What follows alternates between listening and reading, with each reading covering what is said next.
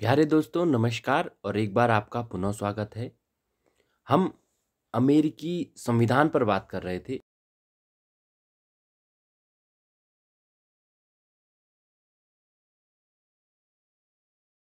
Senate की संगठन, संरचना एवं कार्यों को देखा था। आज हम सीनेट की जो शक्ति है, उसके क्या-क्या आधार रहे हैं, उसको जानने का प्रयास करेंगे। क्यों अमेरिकी सीनेट विश्व की इतनी शक्तिशाली द्वितीय सदन कहलाता है, उसको हम जानने का प्रयास करेंगे। तो आइए प्रारंभ करते हैं अपने आज के वीडियो को। जैसा कि मैंने पहले बताया कि सीनेट को विश्व का सबसे शक्तिशाली द्वितीय सदन कहा जाता है। तो क्यों कहा जाता है? उसका जो पहला रीज़न है, वह है संविधान निर्माताओं की इच्छा। संविधान निर्माताओं की इच्छा यानी कि अमेरिका का संविधान निर्माण करने वाले जितने भी अमेरिकी संविधान के निर्माता रहे हैं, वो चाहते थे कि हम विश्व में एक बहुत शक्तिशाली द्वितीय सदन को बनाएं और उनकी इच्छा का परिणाम ही था कि क्या है, अमेरिका का द्वितीय सदन सीनेट आज विश्व का सबसे अधिक शक्तिशाली द्वितीय सदन है। संविधान निर्माता सीनेट को संघीय शासन प्रणाली की रीढ़ बनाना चाहते थे। संघीय शासन प्रणाली की रीढ़ बनाना चाहते थे, यानी कि जो संघीय शासन प्रणाली है वो किस पे? सीनेट पे रहे। यानी कि जिस प्रकार किसी व्यक्ति की जो बैकबोन होती है, उसके आधार पर ही वह व्यक्ति क्या है, खड़ा रहता है, या सबसे महत्वपूर्ण पार्ट उसका बैकबोन होती है। तो वैसे ही सीनेट को भी अमेरिकी संविधान निर्माता क्या है, इसी प्रकार महत्वपूर्ण रोल देना चाहते थे। राष्ट्रपति द्वारा शक्तियों को स्वेच्छाचारी प्रयोग न हो सके, इसके लिए सीनेट को कतिपय ऐसी शक्तियां प्रदान की गई कि ताकि वह निरंकुश न बन सके।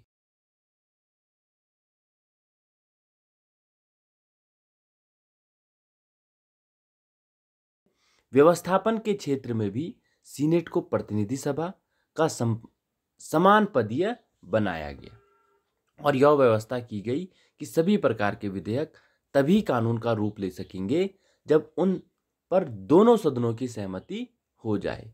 स्पष्ट है कि संविधान निर्माताओं ने सीनेट को ऐसी संतुलनकारी भूमिका का रूप देना चाहा है जो राष्ट्रपति और प्रतिनिधि सभा दोनों को अपनी सीमाओं में रख सके। यानी कि सीनेट जहां राष्ट्रपति को भी अपने नियंत्रण में रखने का प्रयास करती है, वहीं प्रतिनिधि के समान प्रतिनिधि सभा के समकक्ष भी वो रहती है। उसकी इच्छा का यह स्वाभाविक परिणाम हुआ कि आज सीनेट संसार के सभी द्वितीय सदनों में सबसे अधिक शक्तिशाली सदन है। तो यानी कि जो संविधान निर्माता चाहते थे कि सीनेट इस प्रकार शक्तिशाली रहे, तभी सीनेट इस ऐसी शक्तिशाली संगठन बन पाया है। उसके बाद जो दूसरा कारण रहा है सीनेट का अत्यधिक शक्तिशाली होने का, वह है प्रतिष्ठित सदन। प्रतिष्ठित सदन यानी कि सीनेट को प्रतिनिधि सभा के समान ही प्रतिष्ठा प्राप्त है अमेरिका में। सीनेट कानून बनाने वाले लोगों का प्रतिष्ठित सदन है। वह राज्यों का राजनीतिक इकाइयों के रूप में प्रतिनिधित्व करता है। आज की स्थिति में सीनेट के सदस्य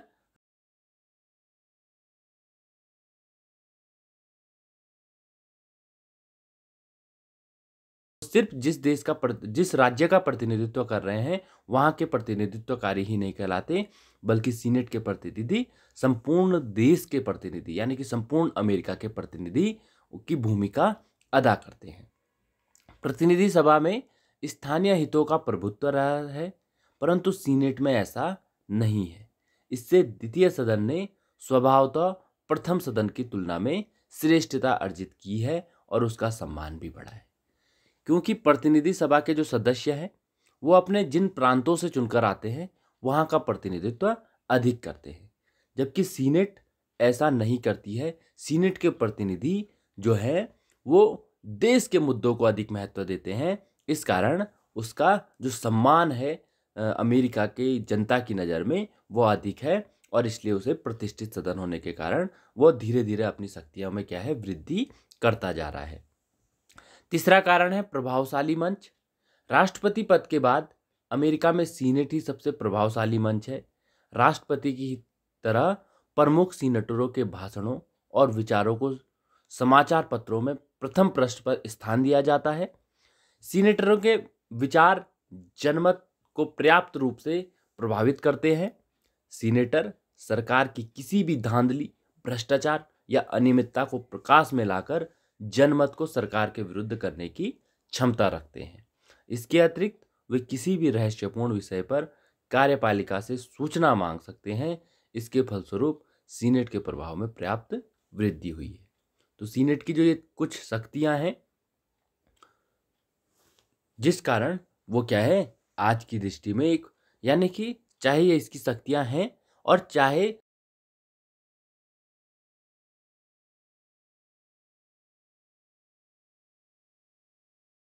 आज सीनेट बहुत अधिक शक्तिशाली अमेरिका में बन चुकी है। चौथा है आकार एवं संरचना, रचना। तो आप जानते हैं जो सीनेट का आकार है वो कितना है, प्रत्येक प्रांत से 2 सदस्य यानी कि 100 सदस्यों का आकार है। जबकि जो प्रतिनिधि सभा है उसका आकार 450 के आसपास, 435 सदस्य प्रतिनिधि सभा में होते हैं। तो जब एक निश्चित सीमा में कम संख्या आपके पास रहे तो उनको नियंत्रित करना आपको आसान हो जाता है, जबकि बड़ी संख्या को नियंत्रित करना कहीं ना कहीं कठिन होता है। तो इसलिए 100 सदस्य हैं और जिस कारण इनमें जो एकता है वो कहीं ना कहीं दिखती है। और अपने आकार के कारण भी क्या है, जो सीनेट है उसका क्या है, वह कहीं ना कहीं शक्तिशाली एकताबद्ध रहती है, जिससे वो शक्तिशाली रूप में उभर पाई है। तो यह भी आप ध्यान रखेंगे। पांचवा है स्थायित्व और स्थिरता। स्थायित्व और स्थिरता का अर्थ है जो सीनेट के सदस्यों का कार्यकाल है वो 6 वर्ष होता है, भले ही उसके 1/3 सदस्य प्रत्येक 2 वर्ष में क्या है बदले जाते हैं, किंतु प्रत्येक सदस्य का कार्यकाल 6 वर्ष अवश्य होता है। यानी कि एक स्थायित्व है सीनेट के सदस्यों के कार्यकाल में। और 6 वर्षों का कार्यकाल एक होने के पश्चात कोई भी सीनेटर पुनः भी क्या है सीनेट का सदस्य निर्वाचित हो सकता है। तो इस प्रकार क्या है, जो सीनेट में सदस्य होते हैं उनको काफी अनुभव प्राप्त हो जाता है और इस अनुभव के कारण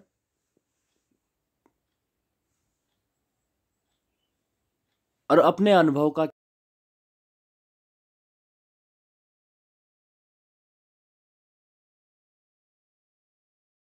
जो सीनेट है वो एक स्थायी सदस्य है, पर प्रत्येक 2 वर्ष बाद उसके 1/3 सदस्य रिटायर होते हैं, जैसा मैंने आपको पहले बताया। और कार्यकाल की अधिकता के कारण प्रतिभाशाली लोग सीनेट में जाने का प्रयत्न करते हैं और प्रतिनिधि सभा के योग्य सदस्य जब वहां सम्मान प्राप्त कर लेते हैं तो सीनेट में चुन लिए जाते हैं। यानी कि प्रतिनिधि सभा के भी जो सदस्य होते हैं अगर बहुत अच्छा कार्य कर रहे हैं तो उनको क्या है सीनेट में स्थान दे दिया जाता है। तो इस प्रकार हम कह सकते हैं कि सीनेट क्या है एक बहुत प्रतिष्ठित लोगों का, बहुत ज्ञानवान, बहुत अनुभव प्राप्त लोगों का संगठन है। और इसके अतिरिक्त एक स्थायित्व सीनेट के सदस्यों में या सीनेट का होता है, जिस कारण भी उसको शक्तिशाली बनने में मदद मिली है। छठा है विशिष्ट क्रिया प्रणाली। इसको देख लेते हैं। सीनेट की कार्यप्रणाली भी उसकी शक्ति का स्रोत है। सीनेट की कार्यविधि ऐसी है कि उसमें सदस्यों के बोलने का समय प्रायः निश्चित नहीं किया जाता। सीनेटर जब एक बार सीनेट में बोलने को खड़ा हो जाता है तब वह जितनी देर चाहे बोल सकता है। यद्यपि 1917 के बाद कानून में थोड़ा बहुत बदलाव किया गया है और यदि सीनेट का 2/3 बहुमत किसी भी सीनेटर को 1 घंटे से अधिक बोलने से रोक सकता है। अगर सीनेट का 2/3 बहुमत चाहे तो किसी भी सीनेटर को 1 घंटे से अधिक बोलने से रोक सकता है। कहने का तात्पर्य है अगर सीनेटर महत्वपूर्ण मुद्दों पर बात कर रहा है जो कि देश या अमेरिका के हित में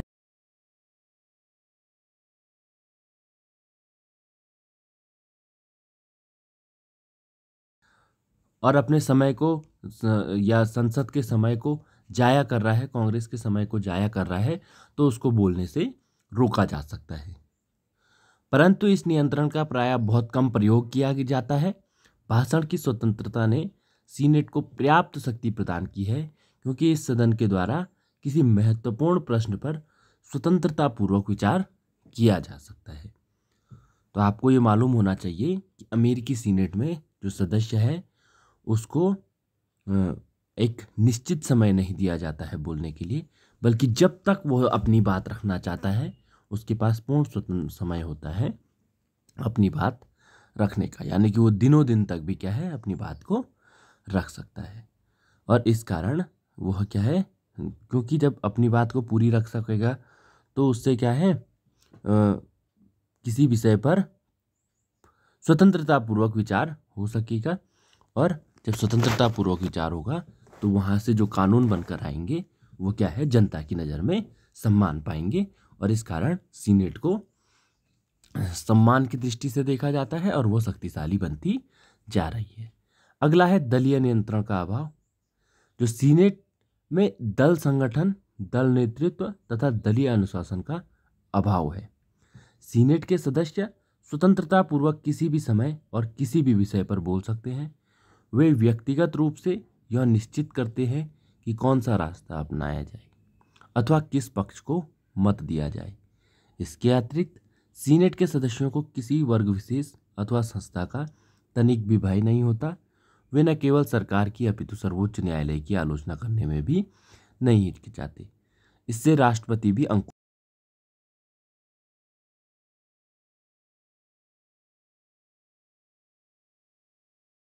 अब ऐसा विश्व के किसी भी देश में हमको देखने को नहीं मिलता है कि दलीय नियंत्रण ना हो। और अमेरिका में भी अब यह बात नहीं रही कि दलीय नियंत्रण हमको देखने को न मिलता हो। दल का नियंत्रण देखने को मिलता है और जिस दल से संबंधित व्यक्ति होता है अधिकतम समय क्या है, उसी विचारधारा की ओर क्या है, अपने मत को प्रकट करता है। क्योंकि जिस प्रकार की बातों को वो सुनता रहेगा वो उसे ही सही सत्य मानता है। और इस कारण उस और ही क्या है, अगर उस विचारधारा की ओर ही उसका झुकाव होता है। तो जब अमेरिका का संविधान प्रारंभ में था या बहुत लंबे समय तक ये इस दलीय नियंत्रण का अंकुश हमको देखने के लिए मिला है, किंतु अब यह स्थिति नहीं है, इसको आप ध्यान रखिएगा। उसके पश्चात 8वां जो कारण है वह है मंत्रिमंडलीय व्यवस्था का अभाव, लैक ऑफ कैबिनेट सिस्टम। मंत्रिमंडलीय व्यवस्था के अभाव ने भी अप्रत्यक्ष रूप से सीनेट को विशेष शक्तिशाली बनाया है। अन्य देशों के प्रथम सदन द्वितीय सदन की तुलना में इसलिए अधिक शक्तिशाली हो जाते हैं कि वे मंत्रिमंडल को बना या मिटा सकते हैं, परंतु अमेरिका में ऐसी कोई बात नहीं है। अमेरिका में तो मंत्रिमंडल की स्थिति भी बहुत दुर्बल है। यानी कि कहने का तात्पर्य है, अन्य जो संसदात्मक राष्ट्र हैं वहाँ जो प्रथम सदन होता है वह कहीं ना कहीं जो मंत्रिमंडल है उसका निर्माण करता है। और क्योंकि अमेरिका में मंत्रिमंडलीय व्यवस्था ही नहीं है,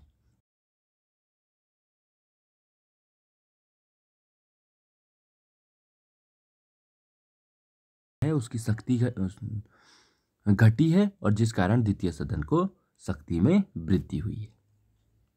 9वां है प्रभावी कार्यकारिणी एवं न्यायिक शक्तियां।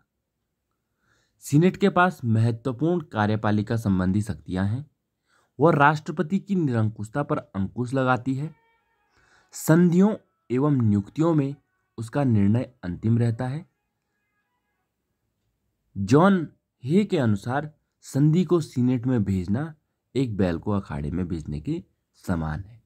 वहां से उसके अंग भंग हुए बिना जीवित लौटने की आशा कभी नहीं की जा सकती। तो जॉन हे का ये कथन कई बार एग्जाम में पूछा जाता है, तो इसको आप ध्यान रखिएगा कि संधि को सीनेट में भेजना एक बैल को अखाड़े में भेजने के समान है। वहां से उसके अंग भंग हुए बिना जीवित लौटने की आशा कभी नहीं की जा सकती।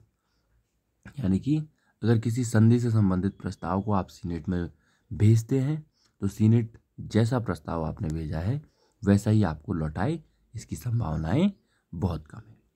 न्यायिक शक्तियों के रूप में सीनेट एक प्रमुख जांच निकाय का कार्य करती है। सीनेट द्वारा की जाने वाली खोजें इतनी भयानक होती है कि बहुत से अधिकारी विरोधी कांग्रेस सदस्यों के प्रश्नों से बहुत घबराते हैं।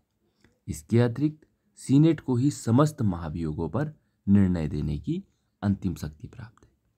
यानी कि आप जानते हैं कि महाभियोग जो चलाया जाता है उसमें प्रतिनिधि सभा महाभियोग का प्रस्ताव लाती है और सीनेट उसे अपने 2/3 बहुमत से पास करती है। प्रतिनिधि सभा भी उसे अपने 2/3 बहुमत से पास कर सीनेट में भेजती है और तब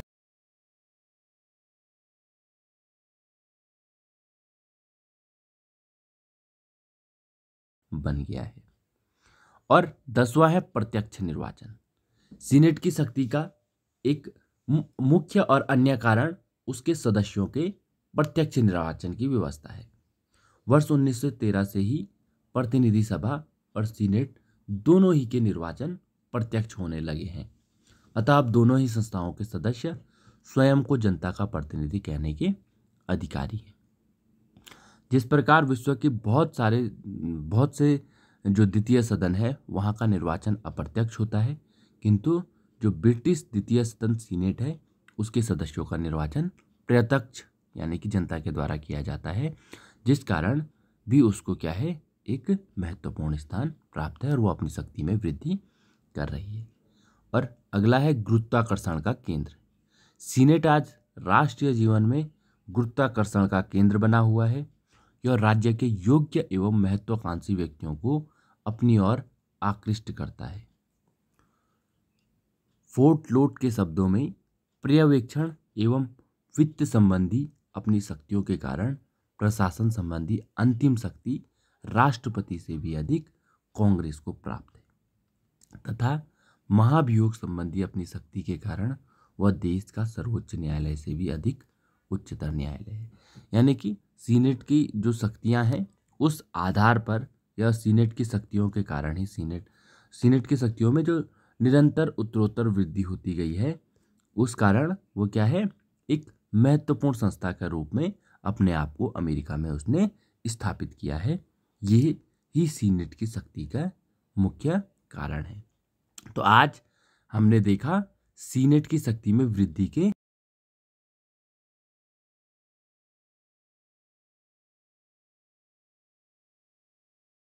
सीनेट के कार्य हैं जिस कारण आज वो विश्व का सबसे शक्तिशाली द्वितीय सदन बना है। मुझे आशा और उम्मीद है कि आपके ज्ञान में इसने वृद्धि की होगी।